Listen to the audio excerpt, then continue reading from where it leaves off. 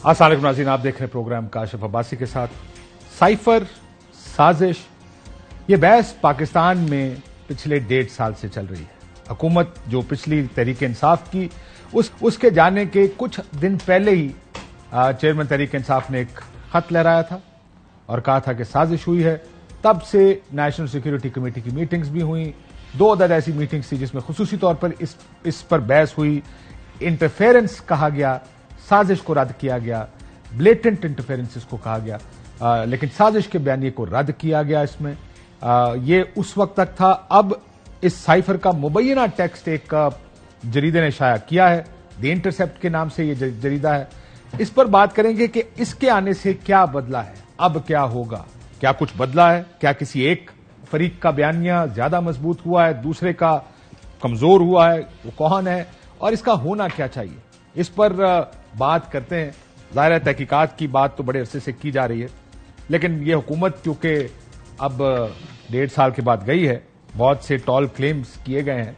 जरा आपको थोड़ा सा सुनाना चाहेंगे कि जो जो इनके क्लेम्स थे उसके अगेंस्ट रियलिटी ग्राउंड पर क्या रही है मुख्तलिफ चीजों में। सबसे पहले शुरू करते हैं सहाफत। जो इंफॉर्मेशन मिनिस्टर हैं उन्होंने क्लेम किया कि सहाफत पता नहीं कितने पॉइंट्स पाकिस्तान में ऊपर चली गई और पाकिस्तान में पहले क्या होता था, एक फैशिस्ट गवर्नमेंट थी और अब तो सब अच्छा चल रहा है। ये सिर्फ उनके लिए। दौर में फ्रीडम ऑफ एक्सप्रेशन में 7 पॉइंट्स इजाफा हुआ पाकिस्तान के अंदर, ह्यूमन राइट्स की सिचुएशन में इजाफा हुआ। एक चैनल जिसका नाम ARY है, ये ARY का माइक उठा लें इनसे।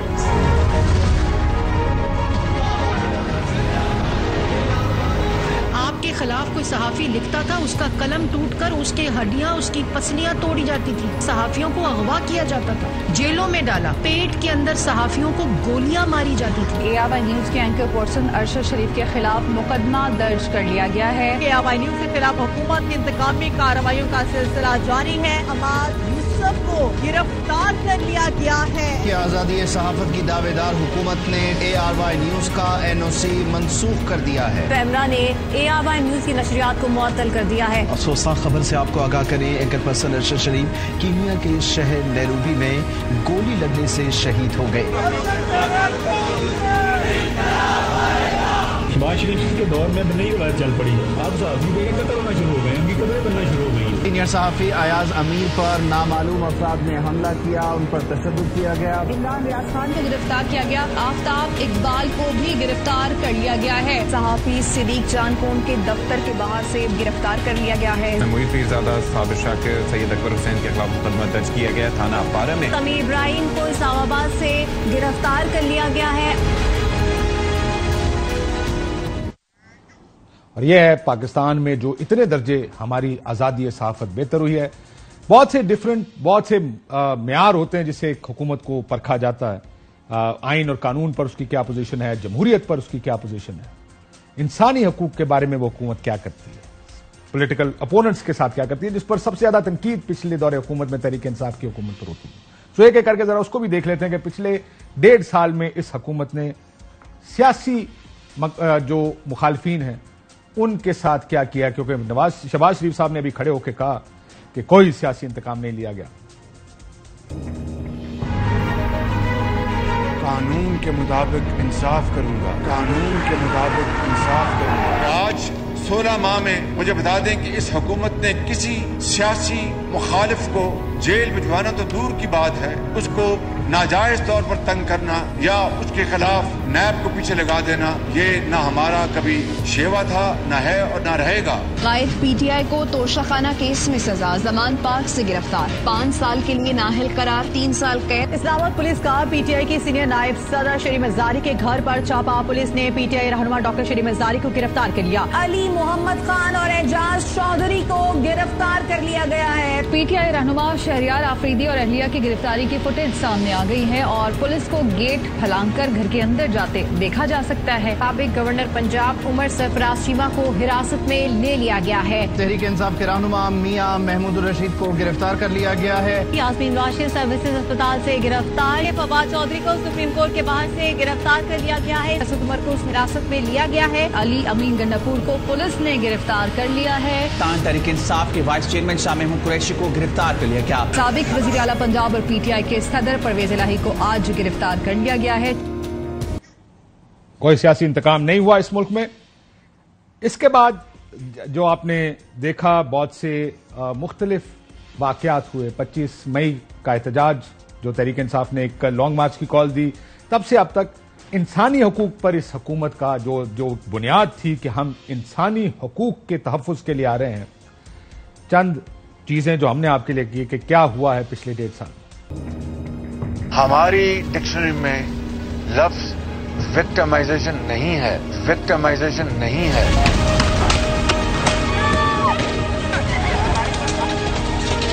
ये क्या कर रहे हैं आप? ये क्या कर रहे हैं आप? ये क्या कर रहे हैं आप लोग?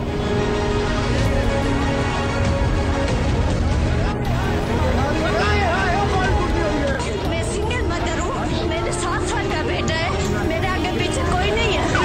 मेरे कपड़े फाड़े।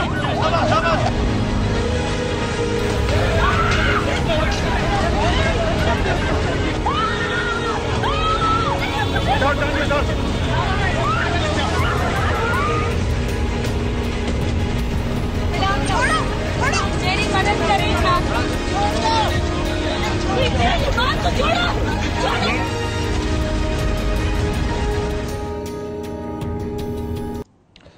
आइन, कानून, जमहूरियत, असूल, मोरालिटी, ये किसी भी सियासी हुकूमत की बुनियाद होते हैं, जमहूरी हुकूमत की बुनियाद होते हैं। You have to uphold these principles. इनको अपहोल्ड करेंगे तो निजाम चलता है, किसी मुल्क का एक डायरेक्शन सेट होता है कि किस तरह, किस कॉन्ट्रैक्ट के जरिए मुल्क को चलाया जाएगा। आइन बड़ा वाज़ेह था, 90 दिन में इलेक्शंस होंगे। 2 सूबाई हुकूमतें जब तहलील की गई, लेकिन आइन कानून को पामाल करके, आइन को रद्दी की टोकरी में डाल के इन इलेक्शंस को सियासी मफाद के लिए न सिर्फ मुलतवी कराया गया, बल्कि आज तक वो इलेक्शंस नहीं हो पाए। क्या वो शफाफ इलेक्शन होंगे? क्या वो पाकिस्तान को आगे लेके जाएंगे? इससे मजीद मसाइल खड़े होंगे। आज बिखरे पड़े हैं। Election, what election? क्या हो जाएगा इलेक्शन अगर 3-4 महीने बाद हो जाएगा? क्या कौन सी मुसीबत है? जब तक नवाज शरीफ के साथ इंसाफ नहीं होगा, ऐसे हालात में इलेक्शन नहीं होंगे। 90 रोज उसकी बुनियाद पे आइन का तकाजा पूरा नहीं होता। अगर 90 दिन में इंतखाबात नहीं होते तो फिर आइन में नहीं लिखा कि क्या हो। रस्म हालात ऐसे नहीं थे कि इंतखाबात हो सकते। ये चीजें होती रही और आइन में गुंजाइश है इस तरह की। 2008 में भी जो है 45 दिन जो है वो ऐड हो गए थे। इलेक्शन तो और काम को खराब कर देगा। इस तरह का इलेक्शन जो है ये इस मुल्क में अफरा तफरी लाएगा। इलेक्शन कराने के लिए वो साजगार माहौल चाहिए। ये आइन का तकाजा उस दिन क्यों नहीं था कि यही सुप्रीम कोर्ट एक आमिर को 3 साल में इलेक्शन कराने का इजाजत दे रहा था। और ये सब फिर नजला आकर गिरा सुप्रीम कोर्ट ऑफ पाकिस्तान पर। सुप्रीम कोर्ट ऑफ पाकिस्तान की भी एक तारीख है, जाहिर है उससे इख्तलाफात भी रहे हैं, सियासी जमातों के, जमहूरी हुकूमतों के। बहुत से फैसले ऐसे हैं जो जिन पर बहुत तनकीद की गई है, और बहुत सी जुडिशल एक्टिविज्म और जिस तरीके से सुप्रीम कोर्ट को चलाया गया पिछले 20-25 साल में, उसमें बड़ी तनकीद भी होती रही है। लेकिन यहां मामला आइन और कानून का और इलेक्शंस करवाने का था, जिस पर हुकूमत हो या ऑपोजिशन, किसी का कोई एक वकील इस बात पर ये बात कहने को तैयार नहीं था कि इलेक्शन 90 दिन से आगे ले जाए जा सकते। लेकिन जब ये फैसले किए गए और सुप्रीम कोर्ट ने इस पर सो मोटो लिया और कार्रवाई शुरू की, तो उसके बाद अगला हदफ आइन के बाद सुप्रीम कोर्ट पाकिस्तान था। आज इस आइन का संगीन मजाक उड़ाया जा रहा है। बहुत हो गया, पुलों से पानी बहुत बह गया। छोटे छोटे लोग आते हैं, वो समझते हैं कि वो फैसले सुना रहे हैं। मराता बंदियाल शराफत से इस्तीफा दे दो और घर जाओ। पाकिस्तान की अदलिया ने कार्डिनल सिन कमिट किए हुए, इनको भी तो बताएं कि इनकी क्या औकात है। जुडिशरी के कीप पोकिंग। ये अगर कोर्ट का ऑर्डर है कि पैसे दे दे, तो make no mistake, nobody can give money. You have created this mess, you find a way out of this. Supreme court और अदलिया का काम मुदाखलत करना नहीं, अदलिया की जजेस को भी तरफ कर सकते हैं। आपकी कारकर्दगी का भी हमें चेक करना है। नवाज शरीफ को तायात नाहल किया था, उन किरदारों को भी चौकों में लटकाया जाए। अगर जजेस के घरों में घुसकर कोई शख्स आग लगाएगा और मैं पेशन गोई करूँ, आप करें फैसला इसके खिलाफ। किसी का घर नहीं बचे, किसी की फैमिली नहीं बचे। सुप्रीम कोर्ट के सामने बहुत बड़ा धरना दिया जाएगा।